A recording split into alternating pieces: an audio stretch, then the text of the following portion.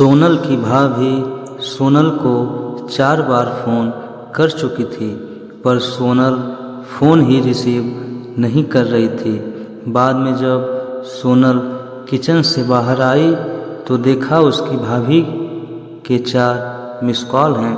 लगातार यह देखकर वह घबरा गई, क्योंकि उसकी भाभी को पता होता है कि अगर सोनल 2 बार में फ़ोन नहीं उठाती है तो इसका मतलब यही है कि वह अपने काम में व्यस्त है और या फिर फ़ोन से दूर है।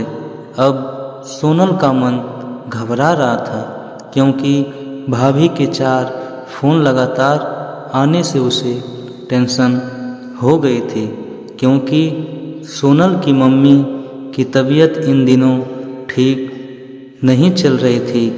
अभी 2 दिन पहले ही सोनल अपनी मम्मी से मायके में मिलकर आई थी।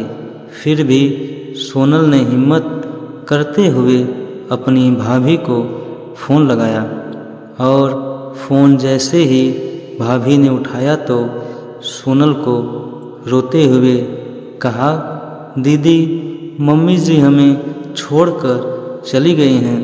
रात को अच्छे से सोई थी।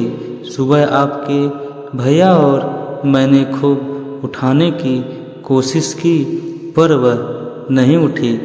तब हमने डॉक्टर साहब को बुलाया। फिर उन्होंने बताया कि मम्मी जी अब नहीं रही। दीदी, आप जल्दी से घर आ जाओ। इतना सुनते ही सोनल की आँखों से आंसू बहने लगे। पापा तो पहले ही उसे छोड़कर जा चुके थे, और अब उसकी माँ भी नहीं रही। सोनल तो बिल्कुल बेहाल हो चुकी थी। अब सोनल ने रोते रोते यह बात सक्षम उसके पति को बताई, तो सक्षम ने उसे संभाला और उसे जल्दी से कार में बैठाकर मायके ले गया। सोनल जैसे ही अपने घर पहुंची तो अपनी माँ के शरीर को देखकर उससे लिपट गई और खूब रोई। आखिर में सक्षम ने उसे किसी तरह समझाया और माँ का अंतिम संस्कार किया। सारे विधि विधान होने के बाद भी सोनल की रुलाई रुक नहीं रही थी। उसे माँ की बहुत याद आ रही थी। तब सोनल की मौसी ने उसके आंसू पोंछे और उसे संभाला और कहा, सोनल बेटा, ऐसे दुखी मत हो। दीदी नहीं रही तो क्या हुआ, मैं हूँ ना, तेरी मौसी। मेरा घर भी तेरा मायका है। तेरा जब मन करे तब आ जाना अपनी मौसी के पास। वैसे कहते भी तो है ना, मौसी मतलब माँ जैसी। बेटी, मैं तेरा दर्द समझ सकती हूँ, क्योंकि तेरे पापा तो पहले ही तुझे छोड़कर जा चुके हैं, और आज दीदी भी चली गई हैं। कहते हैं ना कि माँ के जाने के बाद तो लड़कियों का मायका ही छूट जाता है। यह भाभी तो बस दुनिया को दिखाने के लिए नाम का रिश्ता होता है, क्योंकि मायका तो माँ से ही होता है।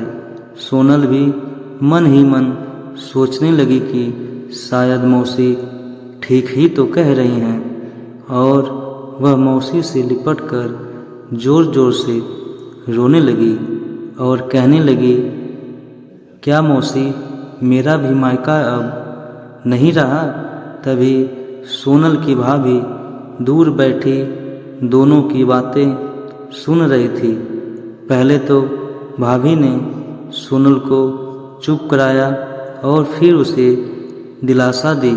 फिर भाभी ने मौसी से कहा कि मौसी जी, आपने ऐसे कैसे कह दिया कि मायका केवल माँ से ही होता है।